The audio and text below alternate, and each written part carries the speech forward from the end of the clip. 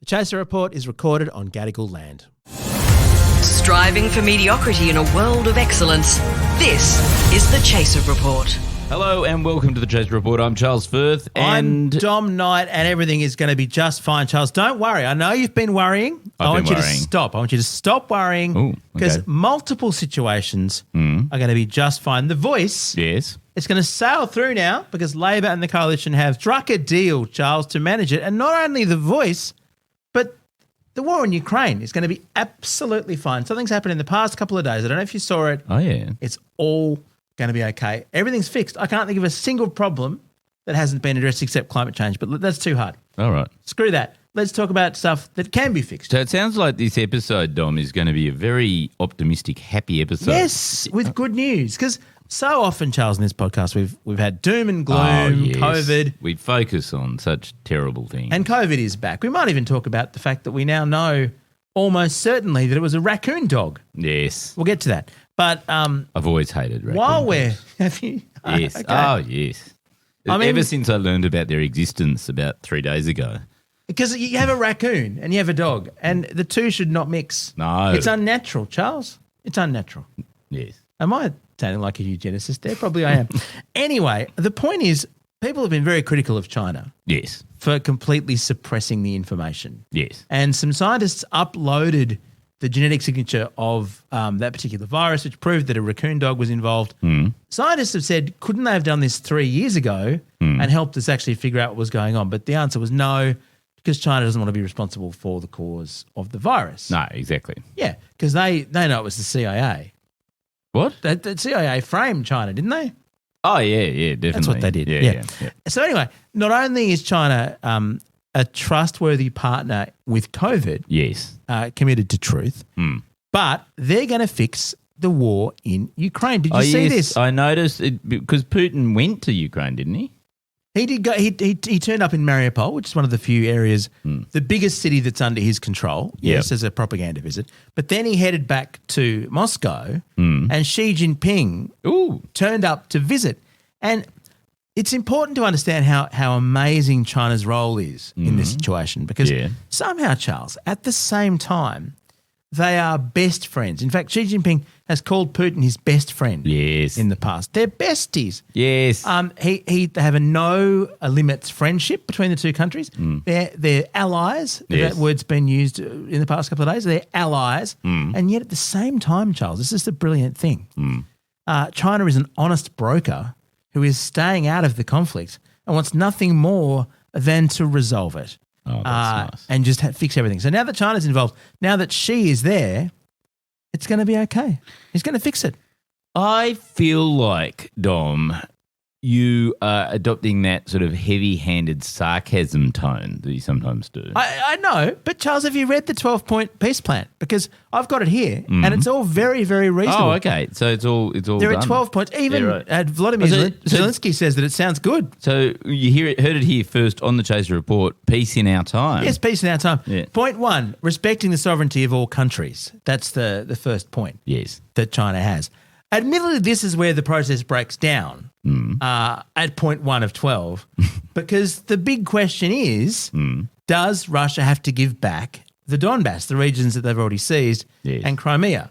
Vladimir Zelensky says absolutely they fucking do. Yes. I think because Putin, otherwise people would be, like other countries would be incentivized to go, oh, you know what, I might just invade that country, take a little bit of it, and then we'll cut a deal. And then go, oh, you've got to respect borders. Yes. You've got to respect existing borders. Yes. And no one should invade anyone else. Because if they do that, then if Ukraine tries to take back its own territory, it would be invading Russia. And that wouldn't be okay with China. China wouldn't like that. Yeah, right. You've got to respect the sovereignty of all countries. So Charles. wait a minute, is this very much a sort of like there's peace in our time just as long as Ukraine agrees to everything that Russia wants? Yes, basically. Right. I mean, to be fair, a lot of the points are reasonable. Yeah, things like cease hostilities, don't kill anyone, have peace talks, resolve the humanitarian crisis is another one, protect civilians and prisoners of war unless they're in unless they're Uyghurs. Unless they're Uyghurs. Yeah, I was going to say, let's protect human rights. Keeping nuclear power plants safe. I mean, I think we can all agree on that one, except for Russia. Yeah. It's bombed them. Reducing strategic risks is good. Facilitating grain exports. This is where the West has tried to sanction Russia, I think, isn't it? Well, the grain exports thing is because Ukraine, I think, supplies 25% of the world's wheat. It's the food bowl of Europe. Yes. Yeah, absolutely. And keeping industrial and supply chains stable, they say, and promoting post-conflict reconstruction. What a good idea. China stands ready, it says here, to provide assistance and play a constructive role in this endeavour. Who's going to pay for it, though, the rebuilding of all the bomb bits of Ukraine? Well, I think, look, just spitballing here, Ukraine. It wouldn't be Russia. It's sort of a bit like, in some ways, I think I understand China's perspective, which is like Ukraine was sitting there. It was all this tempting land with all this tempting food bowl, wheat stuff, lots of tempting people to kill.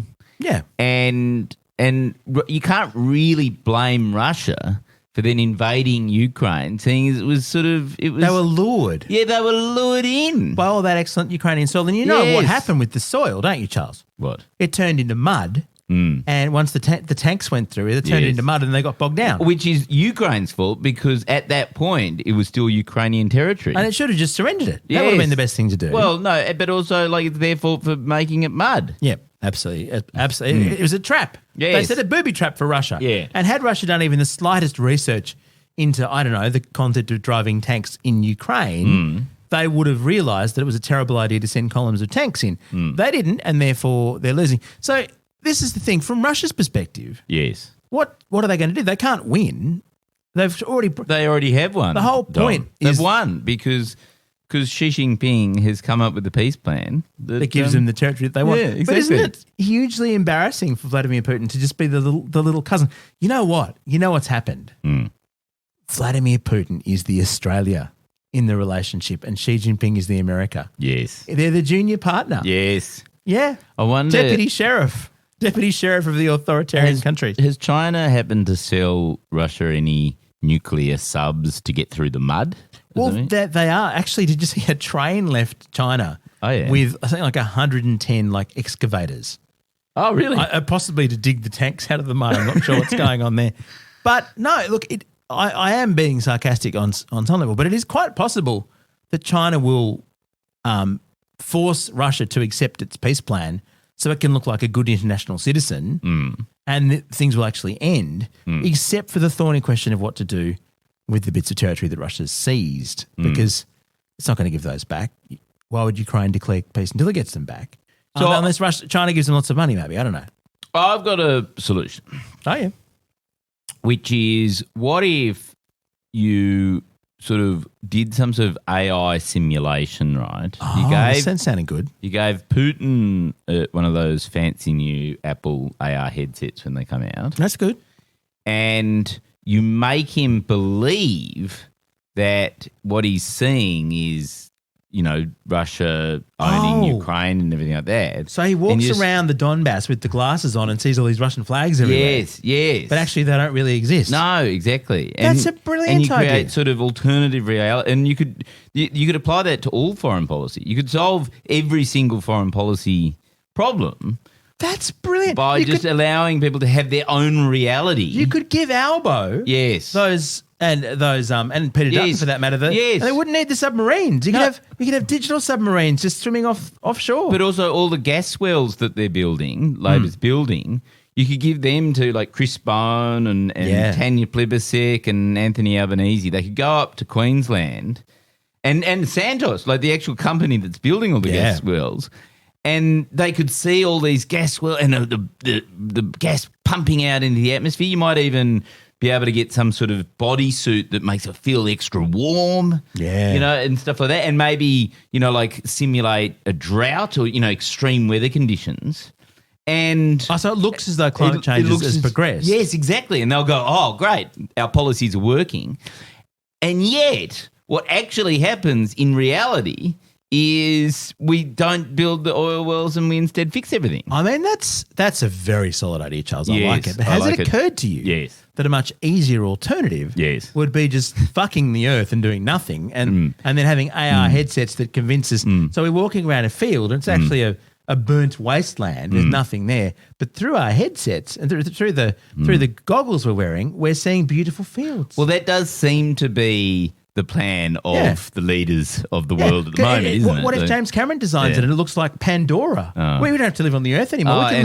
We can live in the world of Avatar. And the problem is, if James Cameron designed it, it will go on and on forever. It'll go on and on forever. Plus, everything will have breasts. I don't know if you heard this story. What? When he was designing the Navi initially, his point was, no, they don't actually need breasts. They don't suckle their young the way that humans do. Right. But he just gave them anyway, just to be sexy. So I'm just imagining in the James Cameron alternative reality, like hills. Is there a porn version of Avatar I'm sure that he's made? I'm sure there is. It just goes around. Oh, he does like going down. Hey. Anyway. None of the medical advice contained in the Chaser Report should legally be considered medical advice.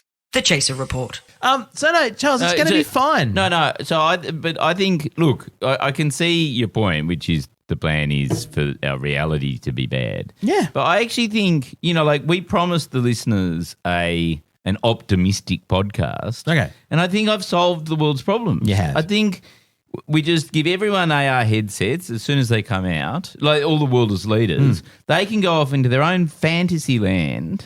And actually, while they're distracted, we can maybe, like with Putin, if he's got the headset on, just maybe, push him over near towards the window type thing. Well, I wanted to talk about this because, I mean, the sort of Russian accidental death syndrome. Yes, which is all about defenestration. It is a lot of it's defenestration. There are other forms as well. I mean, don't forget the Novichok and all that kind of stuff. But Novichok in the underpants. A lot of, I've actually got the Wikipedia here. I think something like 38 Russians have had terrible accidents. Many of them. It's funny, Charles, how but that would Russian be like windows, 38 in the last week, isn't it? Yeah. I don't know if you know this, but Russian windows tend to be very loyal to Vladimir Putin because as soon as someone criticizes the war or says anything negative, even if they immediately dial it back and go on social media and say, I'm so sorry, Vladimir Putin's my hero, I support the war completely, the windows will still somehow open exactly the wrong moment and they'll fall out. Dom, you're being very cynical. I think the excuse that I often hear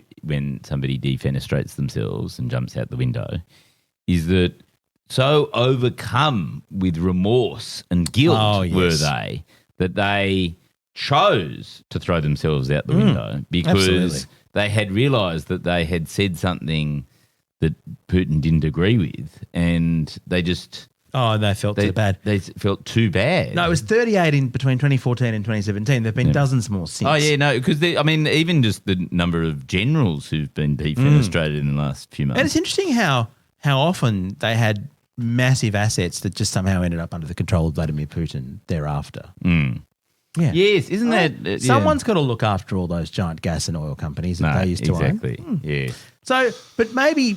Instead of doing that, Vladimir Putin could just have a headset that shows him the mutilated bodies of his opponents on the ground and they wouldn't actually have to die, right? Wouldn't that be easier if he just thought they'd all died?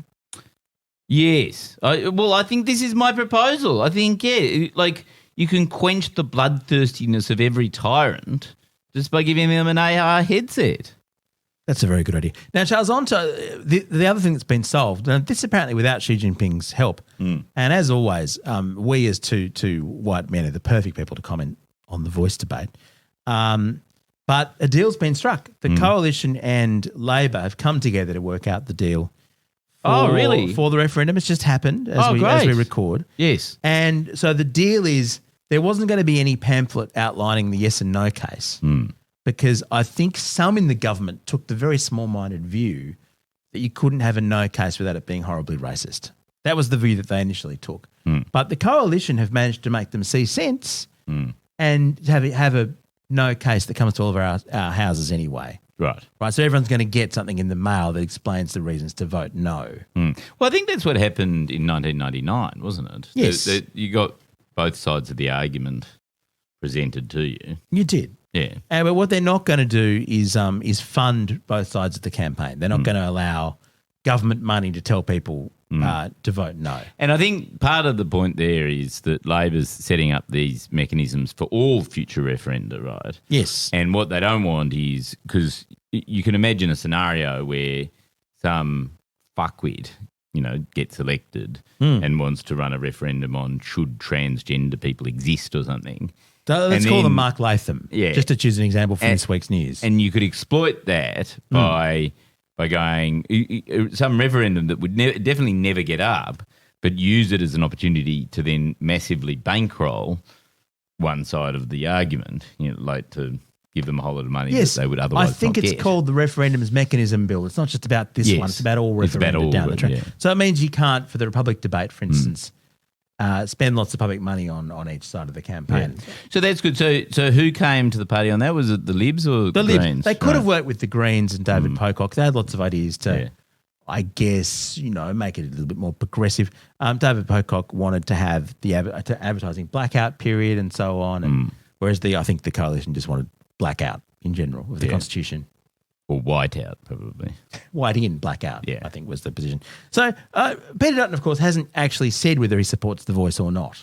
The debate's been going for more than a year, and he hasn't actually got a position yet. Do you think maybe he's just very slow at reading? Because you know how initially he said, I need more detail, and then they mailed him that 110 pages long, Professor Megan Davis and so on. And he's now going, oh, no, I should never have asked for more detail. See, Charles, the thing is he just has a lot of questions. He just has a massive amount of questions about exactly what would happen. And maybe what we should do is create an app that you put the glasses on and you see what it would be like if there was a voice, Indigenous voice to Parliament. I mean, the government's perspective on that is, but we don't know, because the whole point of the legislation is that we will then decide as a Parliament, which you're a member of, Peter. Yes. We'll then discuss then what the voice is going to look like. It doesn't make sense to have the discussion before you have the power to actually legislate for it.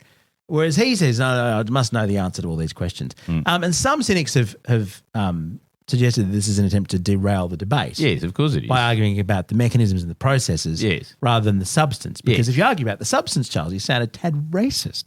Have you noticed? So you can't say you don't want... Yes. I know. I should say the Nationals have no problem saying that you shouldn't have the voice in the Constitution.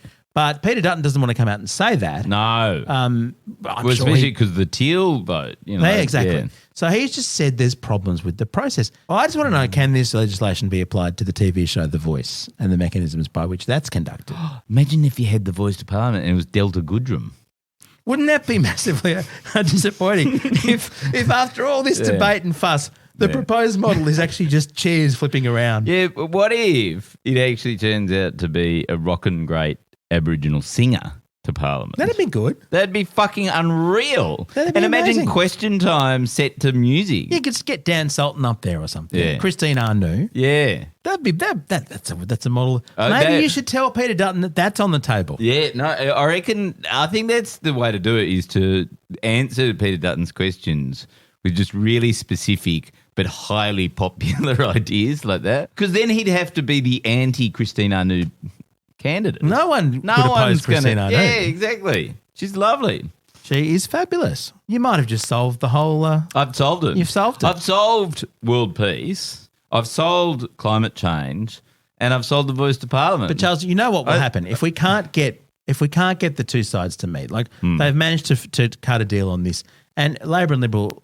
Labor and the coalition really have a common interest in freezing out the Greens. That seems increasingly clear. Yeah, totally. But Katie Gallagher was on radio earlier this week saying actually the whole problem is that the Libs don't want to negotiate with her, and so she's being forced to negotiate with the Greens, which she says is ridiculous, because really she'd much prefer to buy in the business sector. Yeah, exactly. So, Charles, what will happen, I guess, in the event that they can't work out a deal between the coalition, if Peter Dutton and his colleagues for some reason just keep opposing the voice and try and torpedo the whole idea, there's one person who can come in and sit the two parties down and sort it all out.